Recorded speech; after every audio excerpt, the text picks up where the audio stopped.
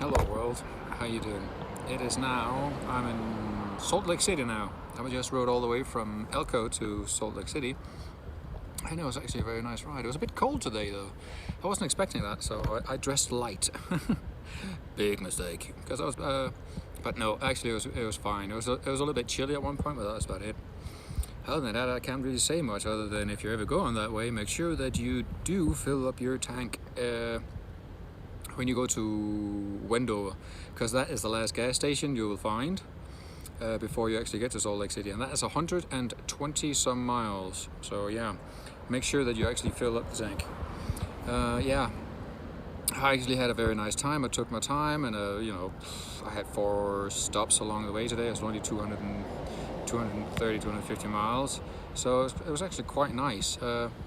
For me, you know, got off, looked at some natures. I got to see the Bonneville Salt Flats today. That is actually pretty big milestone for me, because I've seen so much about the Bonneville Salt Flats and the speed racing and the history there and all that. So actually to see it in person is actually quite nice.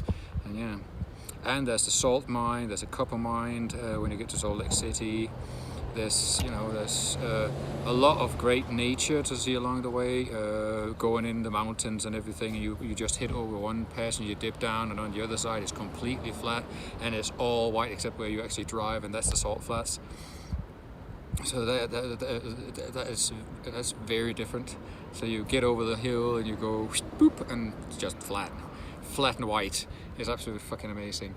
And then you just keep going and going. It's just one straight line with one bend, I think, and then you, all of a sudden, you're in civilization again. The small settlement pops up here and there because there's actually ground again. There's no salt flat. Hardly packed salt, so yeah. But man, it's just beautiful. And you know, then you get all the way to Salt Lake City, and all of a sudden there's cars and traffic again, and that hasn't been for. I got out this morning, and you know, it said the GPS again. It says go straight for shit long. Okay, and I did. Filled my tanks in wells. You know, just topped it off, and then topped it off again when I get to Wendover. And after Wendover, I just put Baba in cruise mode, and we went straight for almost 2.5 hours, going 80. So yeah, he's a bit warm. You know, at the end of it, because as we got off the flats, everything started warming up again, because it wasn't white all the way around me, so I can feel it getting warmer.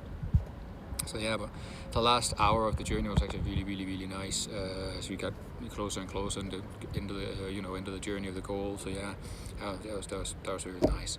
So yeah, I keep telling people, you got to go over here and see it yourself. You can't just rely on people telling you it's beautiful. You gotta see it yourself. So yeah, but apart from that, you know, I'm fairly enjoying myself and everything. I'm having a cold beverage, a Mountain Dew, just to get some blood sugar back at me, because I'm feeling a little bit parched and a little bit dehydrated, so I need something to get me up. And soon I think I'm going to see if I can find out what I'm going to eat tonight. I'm thinking canned food. The deliciousness already, yeah. So thank God that earlier today I both had sandwiches and coffee and lots of cold water. And tomorrow I'm going to try one of these 5 hour thingies, majiggies. Hello. So, oh, sorry, I think that was the neighbours. So anyways, I think I'll shut up now and let everybody get back to whatever they're doing. And just a little update. As you can see, Baba is resting there. I got my tent set up and everything. And I got a table, I got Wi-Fi. It's pretty good here. So okay, talk to you later, okay? Bye world.